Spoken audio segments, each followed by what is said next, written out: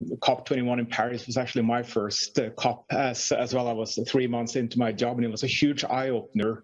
And we used that we changed our mission, our vision, our strategy, and built in the sustainable development goals, because what we were doing it wasn't enough, and we needed to think bigger. I mean, we reduced our emissions, but when I see how we're really going to make a bigger impact, we need to think much broader than that. And green hydrogen was touched on, and we're ready to move along with producing fertilizers with green hydrogen to create the fuel as a result of green hydrogen. But then we need to create the markets. We cannot move that burden over to the farmers. We're already putting too much burden on the farmers. But if you look at full value chains, this is not very costly. But then we need to shift our focus and move more towards partnerships, holistic thinking, getting also the governments to support that, to bridge the gap, to make the food system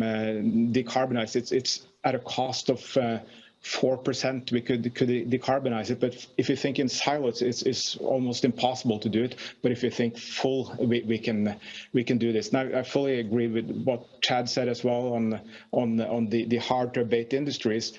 It's not hard in the sense that it's difficult. It's costly, but the technology is there. And when we bring technology to scale, we drive down the cost. So it's costly, but let's also think about the cost of inaction, and that's growing exponentially. So I think the sooner we get this done, the cheaper it's going to be.